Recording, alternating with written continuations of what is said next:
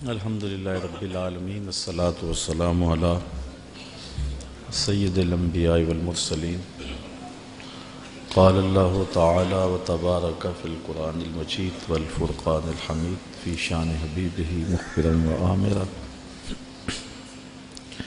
ان اللہ وملائکتہ یصلون علی النبی یا ایہا الذین آمنوا صلوا علیہ وسلموا تسلیما صلاۃ والسلام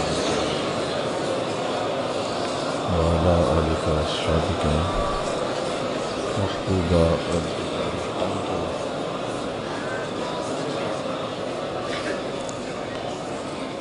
حمد و ثنا کے بعد عالی مرتبت علماء کرام، مبلغین، سامعین، سامعات، السلام علیکم ورحمۃ اللہ وبرکاتہ۔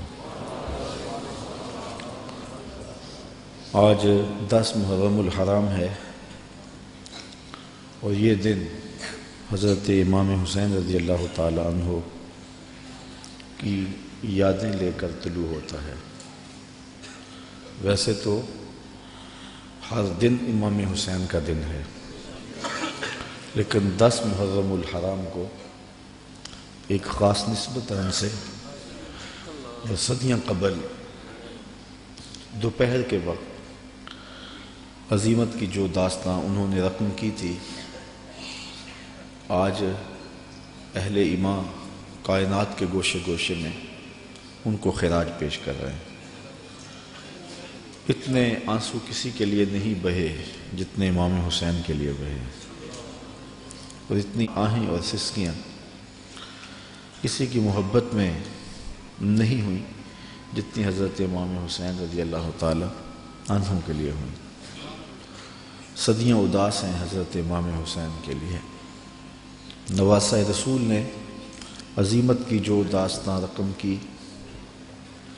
اور جس طرح انہوں نے دین کے گرتے ہوئے پرچم کو اٹھا لیا اور اپنا گھر لٹا کے دین کو لٹنے سے بچا لیا، آج ہمارا ایک ایک عضو بدن ان کو خراج عقیدت پیش کرتا ہے۔ ہمارا دل، ہمارا قلب، ہماری آنکھیں ان کے حضور محبتوں کا خراج پیش کرتے ہیں۔ علماء سے آپ نے اس عنوان سے بہت ساری باتیں سنی اور محبتوں کے نغمے بھی چھڑے رہے، کربلا کی یاد بھی تازہ ہوتی رہی اور زخموں سے خون بھی بہتا رہا اور آنکھیں آنسوں کے خراج بھی دیتی رہیں۔ یہ ان کے ساتھ محبت کا ایک ثبوت ہے۔ حضرت امام حسین رضی اللہ تعالی عنہ کی سیرت، آپ کا انداز معاشرت، آپ کی زندگی اور آپ کی یہ عظیم قربانی ہم سے اس چیز کو طلب کرتے ہیں کہ ہم ان کے اسوہ کو اپنائیں۔ چونکہ وقت بہت تھوڑا ہے، میں 2-4 باتیں جو حضرت امام حسین کی زندگی سے ہم روشنی لے کر کے اپنی زندگیوں میں ڈال سکتے ہیں۔ رضائے الہی کا حصول یہ امام کا مطمع نظر تھا، اور اس کے لیے ان کی زندگی کی ایک ایک ساتھ گزرتی ہے۔ اللہ کی رضا کے لیے، اس کی قربت کے لیے اپنی جان قربان کر دینا اور اپنا سب کچھ لٹا دینا، یہ بندگی کی معراج ہے۔ شہادت کو شہادت اس لیے کہتے ہیں کہ شہید اپنے خون سے سچائی کی گواہی دیتا ہے، اللہ کی توحید کی، اس کے دین کی گواہی دیتا ہے، اور یہ بہت اونچا منصب ہے۔ حضرت امام حسین رضی اللہ تعالی عنہ کو پہلے سے یہ معلوم تھا کہ وہ شہید کر دیے جائیں گے۔ آپ کے پورے خاندان کو اس بات کا علم تھا، حضور کی زبان سے یہ بات خاندان میں پہنچی تھی، لیکن کسی ایک نے بھی آ کے حضور سے نہیں کہا کہ حضور دعا کر دیں یہ مصیبت ٹل جائے اور کربلا میں جو مشکلات آنے والی ہیں جن کی خبر دی جا رہی ہے وہ مشکلات ان پر نہ آئیں۔ آپ تاریخ پڑھ لیں، یہ نہ حضرت سیدہ فاطمہ نے کہا ہے، نہ مولا کائنات نے آ کے عرض کی ہے، نہ خود امام حسین رضی اللہ تعالی عنہ نے حضور کی بارگاہ میں کہا ہے، نہ حضور نے کہا ہے کہ مالک حسین سے شہادت ٹال دے، بلکہ حضور کے ہاتھ اٹھتے ہیں تو دعا یہ نکلتی ہے، اللہم آت الحسین صبرا و اجرا، اے اللہ میرے بیٹے حسین کو صبر بھی بخش دے، اجر بھی بخش دے۔ تو حضور نے کیوں کہنا تھا کہ میرے بیٹے کو شہادت نہ ملے؟ وہ تو اس امتحان کے لیے تیار کر رہے تھے۔ استاد جب شاگرد کو پڑھاتا ہے، محنت کراتا ہے، تو وہ یہ کبھی نہیں چاہتا کہ میں نے جو اس کو محنت کروائی ہے اس کے امتحان نہ ہو۔ وہ کہتا ہے یہ امتحان گاہ میں جائے، زمانے کو پتہ چلے کسی استاد نے پڑھایا تھا۔ تو حضور حضرت امام حسین کے لیے دعا مانگ رہے ہیں کہ مالک اسے صبر بھی دے، اجر بھی دے۔ جب کربلا میں حسین پیاس کاٹے تو پھر بھی ان کی زبان پر شکایت کا لفظ نہ آئے تو لوگ کہیں واقعی پیغمبر کی زبان چوسی تھی۔ حضرت امام حسین واقعی حضور کے کندھوں پہ کھیلے تھے، حضور نے ایسے ہی اپنا بیٹا قرار نہیں دیا تھا۔ اور یہ صبر کا امتحان تھا جو حضرت امام حسین رضی اللہ تعالیٰ عنہ نے دیا، ورنہ اگر یہ چاہتے تو فرات چھلک کے آپ کے قدموں میں آ کے سلامی نہ کرتے۔ یہ تو حوض کوثر کے وارث کے نواسے ہیں، ایڑیاں رگڑتے تو چشمے نہ پھوٹتے۔ یہ تو رب کی تقدیر کو مانے بیٹھے تھے، یہ تو اس امتحان میں کامیابی کے لیے دعا گو تھے کہ مالک ہمیں استقامت نصیب کرو۔ امام زہری کہتے ہیں کہ جب مروان کے زمانے میں حضرت امام زین العابدین کو دوبارہ گرفتار کیا گیا اور بیڑیاں پہنائی گئیں، سب سے زیادہ دکھ حضرت امام زین العابدین نے دیکھے، کھلی آنکھوں سے یہ منظر کربلا کا سارا انہوں نے دیکھا ہے۔ کہتے ہیں واقعہ کربلا کے بعد امام زین العابدین کبھی بھی ہنسے نہیں تھے اور کبھی ٹھنڈا پانی بھی نہیں پیا تھا۔ شاید پانی پینے لگتے ہوں گے تو سکینہ کی پیاس یاد آتی ہوگی۔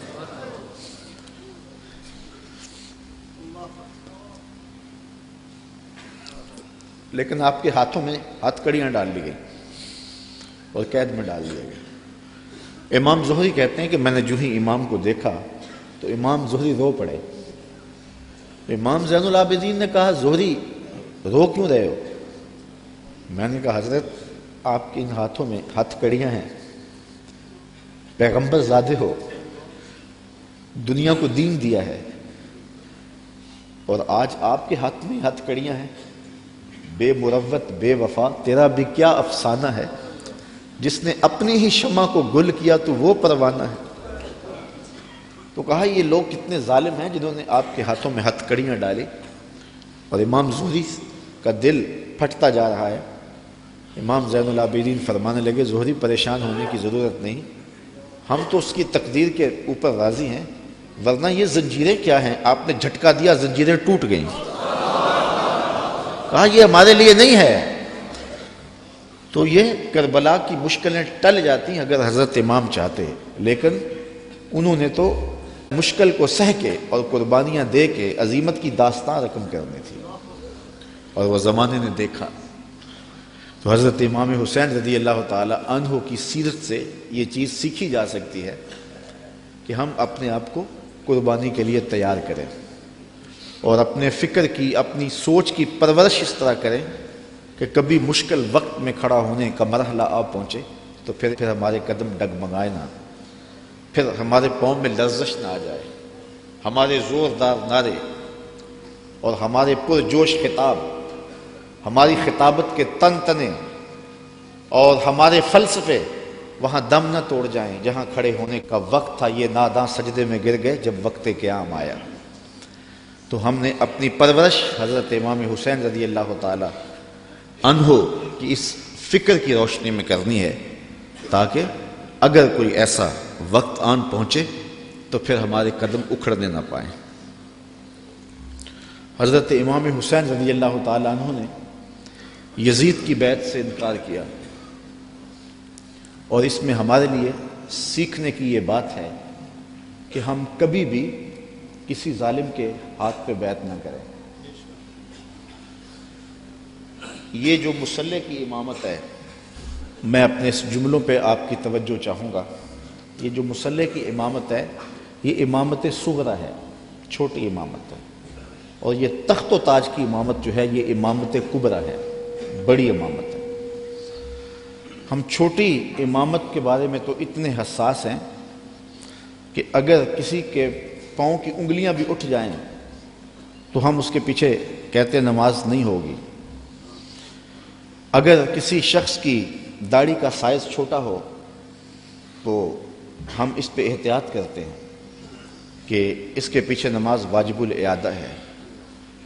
تو یہاں تو داڑھی کا سائز اور انگلیوں کا لگنا اور اٹھنا بھی دیکھتے ہیں کہ نماز ہے۔ تو امامت صغرا میں ہماری یہ احتیاط ہے، اور جہاں امامت کبریٰ کا معاملہ آئے وہاں آنکھیں بند کر کے بیٹھ جائیں۔ تو ہمیں سوچنا ہوگا، حضرت امام حسین رضی اللہ تعالی عنہ نے فرمایا تھا وَمِثْلُنَا لَا يُبَايِعُ، یہ نہیں کہا تھا کہ میں یزید کی بیعت نہیں کرتا، کہا میرے جیسا شخص یزید کی بیعت کر کیسے سکتا ہے۔ یزید فاسق مولن تھا، یزید شراب پیتا تھا، مسلمانوں کا قاتل تھا، فاجر تھا، اور امام حسین رضی اللہ تعالی عنہ کی پرورش آغوش نبوت میں ہوئی تھی۔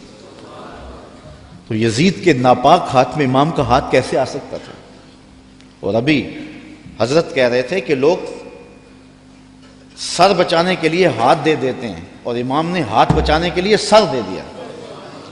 اور تاریخ کربلا کی پڑھیں، آپ کو نیزوں کے اوپر سر نظر آئیں گے، آپ کو گھوڑوں کی ٹاپوں پہ روندے جانے والے لاشوں کا تذکرہ ملے گا، لیکن امام کے ہاتھوں کا ذکر آپ کو کہیں نہیں ملے گا۔ امام کا سر نیزے کی نوک پہ تھا، لاشیں گھوڑوں نے رون دیے، امام کے ہاتھ کدھر گئے؟ شاید قدرت نے اٹھا لیے ہوں کہ کوئی یزیدی امام کا کٹا ہوا ہاتھ نہ اٹھا لے، اور پھر یزید اس ہاتھ کو اپنے ہاتھ میں ڈال کر کے کہے چلو اس طرح ہی صحیح، امام کا ہاتھ تو میرے ہاتھ میں آ گیا۔ امام کی عظمت کا پہرا رب نے دیا، اور ان کی آبرو کا پہرا رب نے دیا۔ امام حسین کا کٹا ہوا ہاتھ بھی یزید کے ہاتھ میں نہیں آیا۔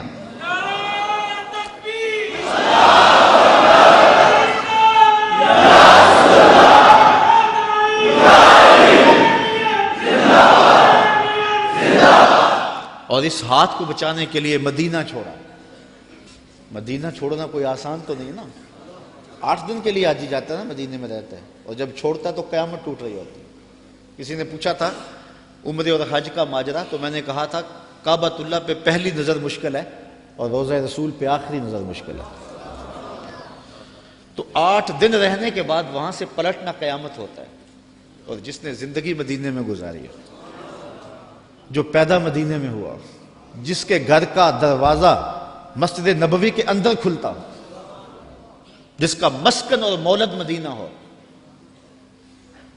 اعظم چشتی مرحوم جب مدینہ رسول میں آخری حاضری پر گئے تو بیمار تھے، ویل چیئر پہ تھے، تو انہوں نے الوداع ہوتے ہوئے خادم سے کہا کہ میرا رخ حضور کے روضے کی جانب رہنے دو اور کچھ پیچھے سے کھینچو۔ اور جب وہ نظارے نگاہوں سے اوجھل ہونے لگے تو اعظم چشتی مرحوم نے کہا کہ جاں بدن سے نکلتی ہے اعظم، جاں بدن سے نکلتی ہے اعظم، کوئی آسان ہے مدینے سے جدا ہونا۔ تو اپنی فکر کی آبیاری کے لیے اور یزید سے اپنے ہاتھ کو بچانے کے لیے آپ نے وہ شہر مدینہ بھی چھوڑا، شہر خوبہ بھی چھوڑا، پھر مکہ المکرمہ بھی چھوڑا۔ 8 ذی الحج کو مکہ المکرمہ چھوڑا، تاریخ پڑھیں آپ، اور منا میں 8 ذی الحج کو لوگ جمع ہو رہے ہیں، اے تماشا گاہے عالم روئے تو کجا بہرے تماشا می روی۔ اب یہاں مجھے اقبال یاد آئے، مدعاش سلطنت بوتے اگر خود نہ کر دے وا چنی ساما سفر۔ اقبال کہتے ہیں کہ اگر حضرت امام حسین رضی اللہ تعالیٰ عنہ کا مدعا سلطنت کا حصول ہوتا تو اتنے تھوڑے لوگوں کے ساتھ آپ کبھی بھی سفر نہ کریں۔ ٹوٹل 145 افراد ہیں، بچوں اور خواتین کے سمیت۔ اور سارا مدینہ آپ کا مرید ہے۔ اللہ اکبر۔ مکے میں پوری دنیا سے حاجی آ رہے ہیں، لیکن آپ مکے کو چھوڑ کے جا رہے ہیں۔ طلحہ بن عدی بن حاتم راستے میں ملتا ہے تو 30,000 کا لشکر آپ کی پشت پہ کھڑا ہونے کا عندیہ دیتا ہے۔ آپ فرماتے ہیں مجھے یہ بھی قبول نہیں ہے۔ یزید کا مکروہ چہرہ بے نقاب کرنے جا رہے تھے اور اس شہادت کو چومنے جا رہے تھے جس کی بشارت رسول اللہ نے دی ہوئی تھی، اور پھر بڑھتے گئے اور اٹھنے والے قدم حضرت امام کے پیچھے نہیں ہٹے، اور قیامت تک لوگوں کو درس اور سبق دے گئے کہ حق کے لیے جان کا نذرانہ پیش کرنا پڑے تو یہ سودا سستا ہے۔ آج دین کی قدریں پامال ہوں اور ہم ڈھب سے بات بھی نہ کر سکیں تو میں پوچھتا ہوں کیا حجرہ فاطمہ سے بڑی بھی کوئی خانقاہ ہو سکتی ہے؟ کیا حسین ابن علی سے بڑا بھی کوئی سجادہ نشین ہو سکتا ہے؟ تو جب انہوں نے حق کے لیے اپنا سب کچھ لٹا دیا تو مجھے اور آپ کو اپنی زندگی کی ایک ایک ساتھ کو دین کے لیے پیش کر دینا ہوگا۔ حضرت امام حسین سے سیکھا جا سکتا ہے صبر اور استقامت کا سلیقہ کہ انہوں نے کس طرح صبر کا امتحان دیا۔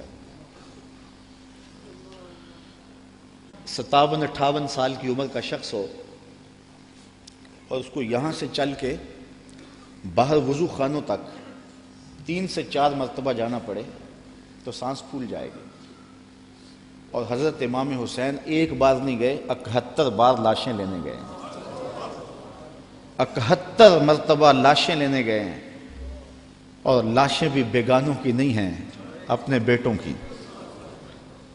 جوان بیٹے کی لاش اٹھانا تماشا لبے بام نہیں ہے۔ کسی کا جوان بیٹا فوت ہو جائے، سارے گھر والے دلاسا دے رہے ہوتے ہیں تو باپ اور ماں سنبھلتے نہیں ہیں۔ ایسے مناظر آپ روز دیکھتے ہیں۔ جنازہ اٹھتا ہے تو 10 آدمی تھام کے لے جا رہے ہوتے ہیں، یہ کون ہے؟ کہا اسی کے جوان کی لاش جا رہی ہے۔ جوان بیٹے کی لاش ہو، 10 آدمی سنبھالا دے رہے ہوں اور باپ پھر بھی نہیں سنبھلتا، موت بھی تبھی ہوتی ہے۔ میں سلام پیش نہ کروں اس حسین پر جو جوان علی اکبر کی لاش کو کندھوں پہ اٹھا کے خیموں تک لاتا ہے اور پھر بھی ہاتھ اٹھا کے کہتا ہے مالک حسین کی یہ قربانی بھی قبول فرما۔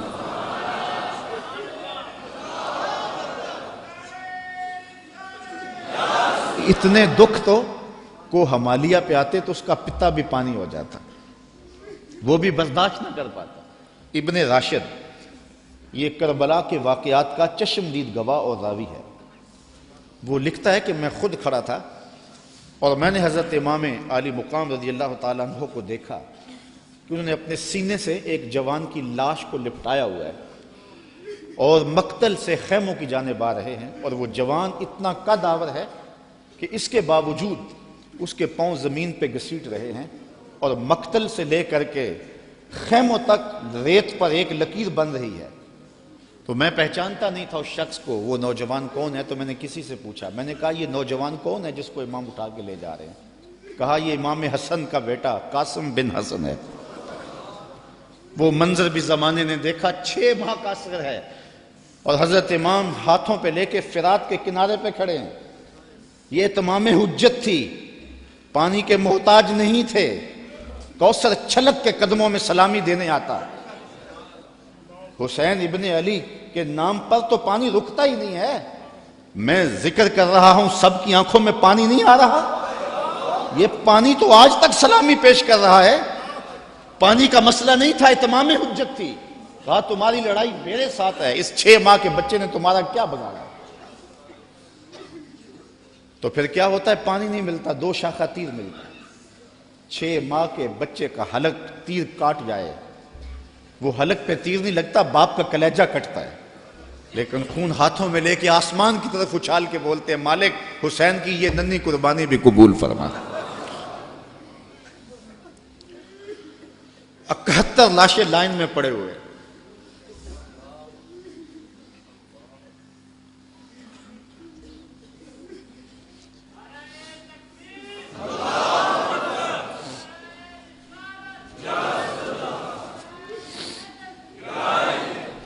یزیدیوں کی صفاقی، ان کا ظلم اور بربریت ان کے تیور نظر آ رہے ہیں، اور خیمے کے اندر پردہ سادات بیٹھی، رسول اللہ کی شہزادیاں بیٹھی،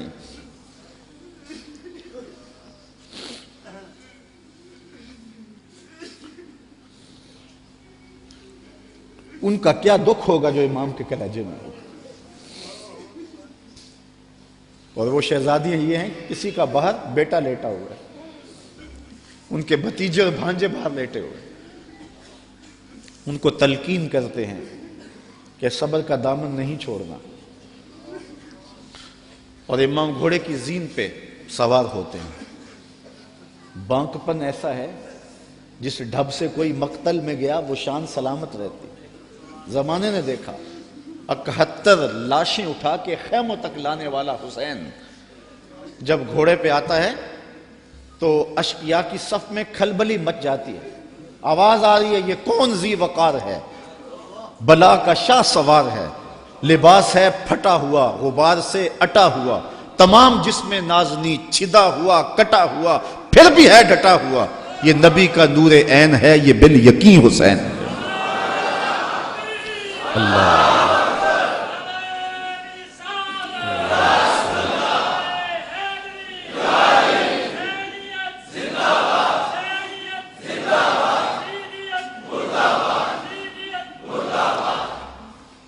حضرت امام حسین نے صبر کی جو انوکھی داستان رقم کی ہے، کائنات میں اس کی کوئی مثال نہیں ملے گی آپ کو۔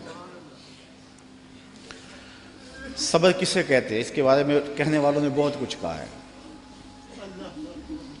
واویلا نہ کرنا، منہ پہ تماچے نہ مارنا، ناشکری کا کلمہ نہ کہنا، اعضاء کا ایسا اضطراب کہ جو شریعت میں نامحمود ہو اس کا سرزد نہ ہونا، صبر کے بڑے مفاہیم ہیں۔ لیکن صبر کا مفہوم میں نے ایک یہ بھی پڑھا ہے کہ صابر وہ ہے جس کے معمول عبادت میں فرق نہ آئے۔ پہلی صف میں کھڑا ہونے کی عادت تھی، نماز پڑھتا تھا، جوان بیٹا فوت ہو گیا، اذان پکاری گئی تو پہلی صف میں کھڑا پایا گیا، نماز قضا نہیں ہوئی، آپ کہیں کہ بندہ صابر ہے۔ گھر میں میت پڑی ہے، نماز قضا نہیں ہوئی، جس کے معمول عبادت قضا نہ ہوں وہ صابر کہلاتا ہے۔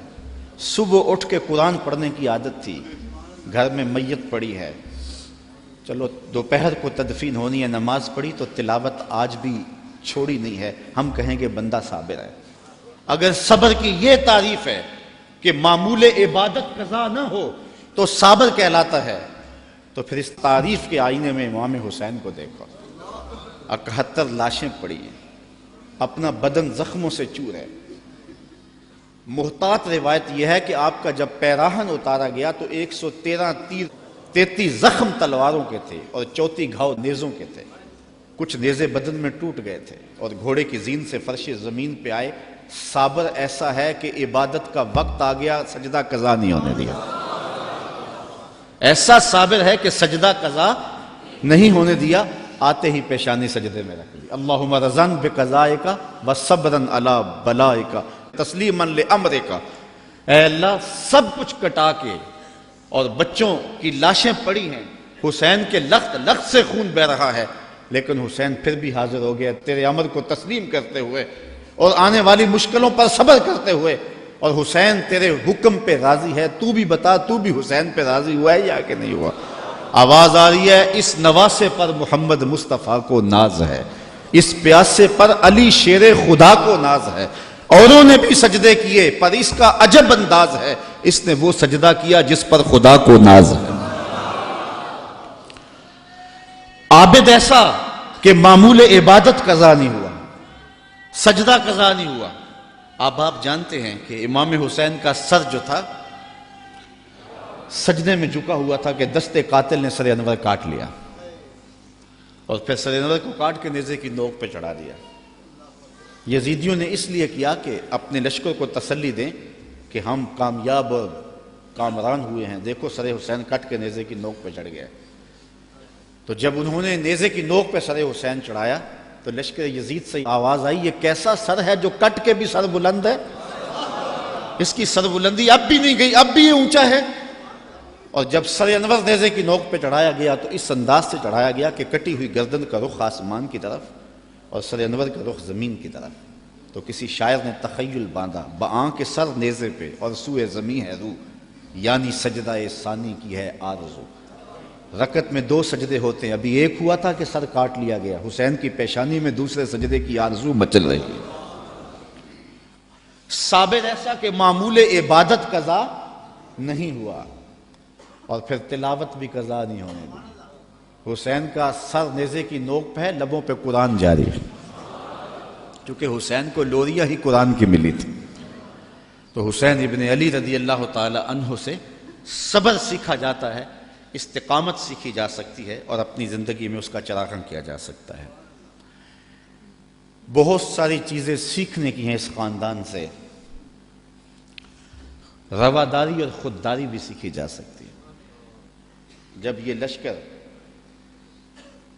حضرت امام حسین رضی اللہ تعالیٰ عنہ کو شہید کر دیتا ہے، اور آپ کے لاشوں کے اوپر گھوڑے دوڑائے جاتے ہیں، اور ہوائیں مٹی ان کے اوپر اڑا دیتی ہیں، اور پھر وہاں سے شہیدوں کے سر نیزوں پہ چڑھا کے کوفہ اور کوفہ سے دمشق لے جایا جاتا ہے، تو یزید پوچھتا ہے اپنے خاص لوگوں سے کہ اس راستے کے اندر تم نے ان کی کیفیت کیا دیکھی؟ یزید بدبخت کے دل میں یہ تھا کہ میں اب بھی فاتح بن جاؤں، امام زین العابدین ڈر کے گھبرا کے مشکلات سے میری بیعت کر لیں، کیونکہ اگر امام زین العابدین بیعت کر لیتے تو کربلا کی ساری داستان زیرو ہو جاتی، اور وہ یہ کرنا چاہ رہا تھا، لیکن زین العابدین کی رگوں میں بھی تو خون حسین تھا، تو بڑے دکھ دیے۔ آدمی حیران ہو جاتا ہے کہ کس طرح انہوں نے گھوڑوں کے اوپر سوار کرا کے اطرت پیغمبر کو بازاروں میں پھرایا، اور پھر ان کے سر نیزوں کی نوک پہ چڑھے ہوئے تھے، لیکن دربار یزید میں جب پہنچے تو یزید نے اپنے خاص لوگوں سے پوچھا کہ کیا ان کی اب حالت ہے؟ لاشیں کٹ کے وہاں پڑے ہوئے ہیں، سر یہ ہیں، تو اب تو دب گئے ہوں گے۔ تو جو اس نے جواب دیا، اس سے اس خاندان کی خودداری اور غیرت دیکھو۔ اس کے معتمد خاص نے کہا کہ ہم کربل سے یہاں تک پہنچے ہیں، اور ہم نے بہت دکھ بھی دیے ہیں، ان کو ذہنی اذیتیں بھی دی ہیں، بعض جگہوں کے اوپر ان کے اوپر پتھراؤ بھی ہوا ہے، لیکن لگتا یہ رہا ہے کہ فاتح یہ ہیں اور ہم مفتو ہیں۔ ان کا انداز اور ان کا تیور ہمیشہ یہ بتاتا رہا ہے کہ اصل فاتح یہ اور مفتو ہم ہیں، اور حقیقت ہے بھی یہی۔ اقبال کہتا ہے جو دلوں کو فتح کر لے وہی فاتح زمانہ، جو دلوں کو فتح کر لے وہی۔ حشام بن عبد الملک بنو امیہ کا بڑا تگڑا حکمران گزرا ہے، حج کرتا ہوا حجر اسود کے سامنے آیا، دل میں آیا کہ میں حجر اسود کو چوموں، ہجوم اتنا تھا کہ چوم نہ پایا۔ جن لوگوں نے حج کیا ہے منظر آنکھوں میں گھوم گیا ہوگا، تو اتنا ہجوم تھا کسی نے بادشاہ کی پرواہ نہیں کی، راستہ نہیں دیا، وہ ایک سمت کھڑا ہو کے منتظر رہا کہ کوئی رش کم ہو تو میں حجر اسود کو بوسہ کروں۔ اتنے میں امام زین العابدین بھی طواف کرتے کرتے آئے، وہ رک کر کے جب حجر اسود کو دیکھنے لگے تو لوگوں نے راہیں چھوڑ دی، آگے بڑھے، حجر اسود کو چوما اور پھر طواف میں لگ گئے۔ حشام کو بڑا غصہ آیا کہ میں بادشاہ وقت اور میرے لیے لوگوں نے راستہ نہیں چھوڑا اور ان کے لیے راستہ چھوڑ دیا۔ تو وہ اپنے درباری شاعر فرزدق سے کہنے لگا من ھذا، یہ کون ہے؟ حالانکہ وہ جانتا تھا یہ امام زین العابدین، لیکن اس نے تحقیر کرنے کے لیے تجاہل عارفانہ برتتے ہوئے کہا من ھذا، اے کون ہے؟ وہ جو فرزدق شاعر تھا تو بادشاہ کا درباری شاعر، لیکن آج اس کی غیرت جاگی۔ جب اس نے کہا نا من ھذا، یہ کون ہے؟ تو فرزدق نے کہا بادشاہ تو نہیں جانتا یہ کون ہے؟ اس کو تو بتہا کہ سنگ ریزے بھی جانتے ہیں یہ کون ہے، اس کو تو فرش والے بھی جانتے ہیں اور افلاک والے بھی جانتے ہیں کون ہے۔ کہا یہ تو فاطمہ کا بیٹا ہے، یہ علی کا شہزادہ ہے، رسول اللہ کا نواسہ ہے۔ اور پھر کھڑے کھڑے امام کی شان میں قصیدہ لکھ دیا، اور اس میں فرزدق نے بادشاہ کو مخاطب ہو کے کہا تیرا نکرہ کرنا اس معرفہ کو نکرہ نہیں کر دے گا، یہ کل بھی معرفہ تھا، یہ آج بھی معرفہ ہے، تیرا من ھذا کہنا اس معرفہ کو نکرہ نہیں کرے گا۔ بادشاہ کو اتنا غصہ آیا کہ اس نے فرزدق کو ایک بند کنویں میں ڈلوا دیا، قید کروا دیا۔ امام کو پتہ چلا تو انہوں نے اشرفیوں کی ایک تھیلی بطور جو ہے وہ محبت فرزدق کے پاس بھیجی۔ اس نے چوم کی آنکھوں سے لگائی اور خادم کے ہاتھ میں واپس کرتے ہوئے کہا کہ امام سے کہنا، میرا سلام دینا، کہنا ان ٹگوں کے لیے بادشاہوں کی نوکری کی ہے ساری زندگی، اور یہ جو میں نے قصیدہ لکھا ہے پیسوں کے لیے نہیں کیا، اشرفیوں کے لیے نہیں لکھا، آپ کے نانے کی شفاعت کے لیے لکھا ہے۔ جو دلوں کو فتح کر لے وہی فاتح زمانہ۔ آپ پورا شہر ڈھونڈ لیں، آپ کو شمر نام کا شخص نہیں ملے گا، آپ کو خولی نام کا شخص نہیں ملے گا، آپ کو ابن زیاد نام کا شخص نہیں ملے گا، آپ کو یزید نام کا شخص نہیں ملے گا۔ اور اگر آپ ڈھونڈنے نکلے، دور کیا جانا، اسی محفل سے ڈھونڈ لے، ہزاروں علی کے نام کے ہوں گے، ہزاروں حسین کے نام کے ہوں گے، شبیر کے نام کے ہوں گے، اور کتنی تجھے محبتیں اے فراز چاہیے، ماؤں نے تیرے نام پہ بچوں کے نام رکھ دیے۔ جو دلوں کو فتح کر لے وہی فاتح زمانہ۔ تو حضرت امام حسین رضی اللہ تعالی عنہ کے خانوادے کا جو ترہ ہے اور خودداری کا جو انداز ہے وہ دیکھنے کو ملا، اور کربلا سے لے کر کے مدینے تک یہ منظر ہر جگہ پہ دکھائی دیا۔ حضرت امام حسین کو کربلا میں دیکھیں یا ان کے خاندان کو کوفے کے بازاروں میں دیکھیں یا دمشق کے بازاروں میں یا دربار یزید میں دیکھیں، آپ دیکھیں گے کہ باوجود کہ یہ مظلوم ہیں، باوجود کہ ظلم و جبر کی انتہا کر دی گئی، لیکن انہوں نے اس کے جواب کے اندر کوئی شخصی وار نہیں کیا ہے۔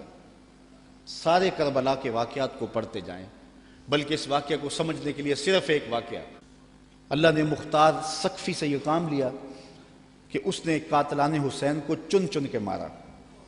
مالک اشتر کی قیادت میں فرات کے کنارے ابن زیاد کے لشکر سے لڑائی تھی، اللہ نے مالک اشتر کو فتح دی اور یزیدی بھاگ کھڑے ہوئے، کچھ قتل کر دیے گئے، کچھ بھاگ گئے، کچھ پکڑ لیے گئے۔ ابن زیاد بھی بھاگ کر کے ایک سمت رخ کر جاتا ہے کہ میں ان لوگوں کی دست برد سے دور ہو جاؤں، اور اپنے گھوڑے کو ایڑ لگائی اور تیزی سے سرپٹ گھوڑا دوڑا رہا ہے۔ ادھر پیاس کی شدت ہے، زبان کانٹا ہو گئی، حل خشک ہو گیا۔ صحرا کے اندر لگا ہوئے خیمہ دکھائی دیا، سوچا کہ اس خیمے والے سے جلدی سے رک کر کے پانی کے 2 گھونٹ لے لوں اور پھر آگے بڑھ جاؤں گا۔ گھوڑے سے اترا، خیمے کا پردہ سرکایا، دیکھا کہ امام زین العابدین عبادت کر رہے ہیں۔ امام زین العابدین کبھی مدینہ سے باہر نکل کے صحراؤں میں خیمہ گاڑ لیتے، مہینہ مہینہ گزارتے۔ یہ کسی ایسی جگہ پہ ایک خیمہ گاڑے عبادت میں مصروف تھے، قرآن کی تلاوت کر رہے تھے۔ اس نے سرکایا پردہ تو دیکھا امام ہے، غیرت ہوتی تو ایک پانی کا گھونٹ بھی نہ مانگتا، لیکن مرتا تھا کیا کرتا۔ اس نے کہا حضرت مجھے پانی دیجیے۔ امام نے نظر اٹھا کے دیکھا، پھر دونوں ہاتھوں سے پیالہ بھرا اور ابن زیاد کو دیا۔ اس نے پانی پیا، پیاس زیادہ تھی، کہا حضرت اور دیجیے۔ آپ نے پھر دیا، اس نے پھر مانگا، آپ نے پھر دیا۔ سمجھا کہ امام نے مجھے پہچانا نہیں، اگر پہچان لیتے تو میرے منہ پہ تھپڑ مارتے، مجھے پانی نہ دیتے، میں نے جو ان کے خاندان کے ساتھ کربلا میں کیا تھا۔ تو کہنے لگا حضرت شاید آپ نے مجھے پہچانا نہیں۔ امام کی آنکھیں برسنے لگیں اور فوارے چھوٹ پڑے اشکوں کے، اور آپ نے فرمایا بدبخت تجھے نہیں پہچانتا جس نے میرا گھر اجاڑ کے رکھ دیا، 6 ماہ کے عسکر کو بھی پانی نہ دیا۔ تو کہا حضرت اگر آپ پہچان گئے ہیں مجھے تو پھر مجھے 3 پیالے لبالب بھر کے کیوں دیے ہیں؟ کہا جب ہم تمہارے گھر آئے تھے جو تم نے کیا یہ تمہارے خاندان کی ریت تھی، اور آج تم ہمارے گھر آئے ہو جو میں کر رہا ہوں یہ میرے خاندان کی ریت ہے۔ نصیب اپنا اپنا، مقام اپنا اپنا، کیے جاؤ میں خارو کام اپنا اپنا۔ تو حضرت امام حسین رضی اللہ تعالی عنہ کے خاندان سے یہ سیکھنے والی چیزیں ہیں جس کو ہم اپنی زندگیوں میں داخل کر کے اپنی زندگیوں میں چراغاں کر سکتے ہیں۔ حضرت امام حسین رضی اللہ تعالی عنہ کا نام کل بھی روشن تھا، آپ کا نام آج بھی روشن ہے۔ یزید مر گیا،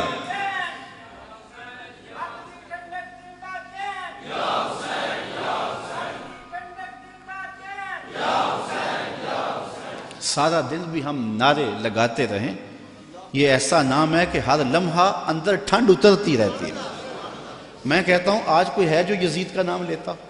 یزیدی ہیں، گلی گلی یزید آج بھی موجود ہے، مختلف روپوں کے اندر یزید ہے، لیکن یزید کو اس قدر امام نے بے نقاب کر دیا کہ آج یزیدی بھی یزید کا نام نہیں لے سکتے۔ اگر کوئی یزید کا نام لیتا بھی ہے تو سر جھکا کے لیتا ہے، دائیں بائیں دیکھ کے لیتا ہے، نام لینے سے پہلے شرمندہ، نام لیتے ہوئے شرمندہ، نام لینے کے بعد شرمندہ۔ میں کہتا ہوں کیسا ہے تمہارا لیڈر جس کا نام لیتے تمہیں شرم آتی ہے، اور ہمارے لبوں پہ جب نام حسین آتا ہے سر فخر سے بلند ہو جاتا ہے۔ فخر کا دل میں دریچہ باز کرنا چاہیے، فخر کا دل میں دریچہ باز کرنا چاہیے، جن کا تو آقا ہے ان کو ناز کرنا چاہیے۔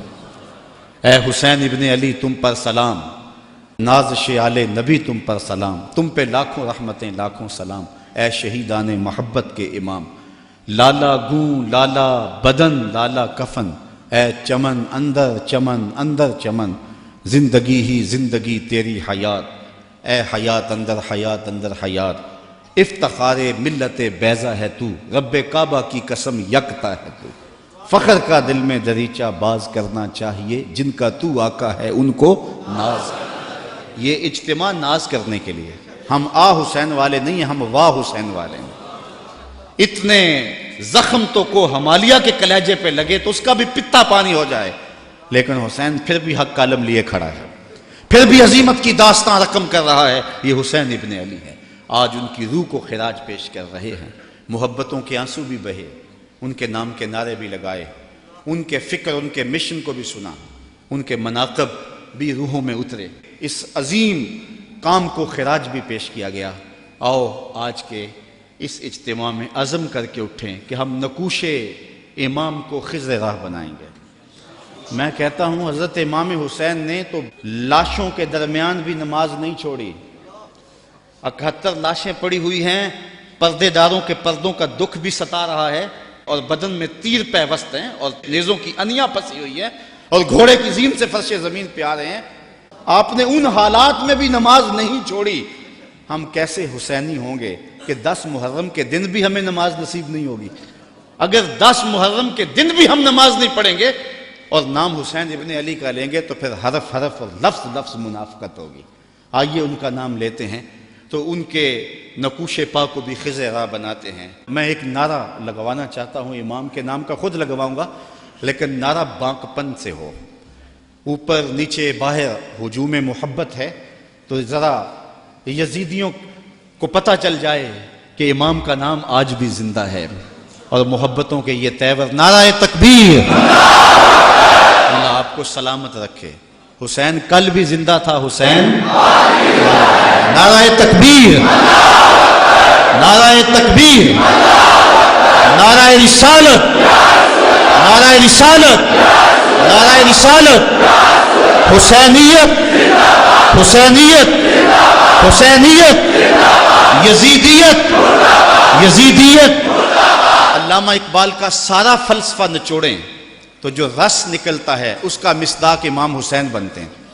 جوس کیا نکلتا ہے؟ کی محمد سے وفا تو نے تو ہم تیرے ہیں، یہ جہاں چیز ہے کیا لوح و قلم، پھر لوح بھی تیرے ہاتھ میں دے دیں گے، قلم بھی تجھے پکڑا دیں گے، پھر تیری تقدیر کے فیصلے کسی اور جگہ نہیں ہوں گے، بلکہ خدا بندے سے خود پوچھے گا بتا تیری رضا کیا ہے۔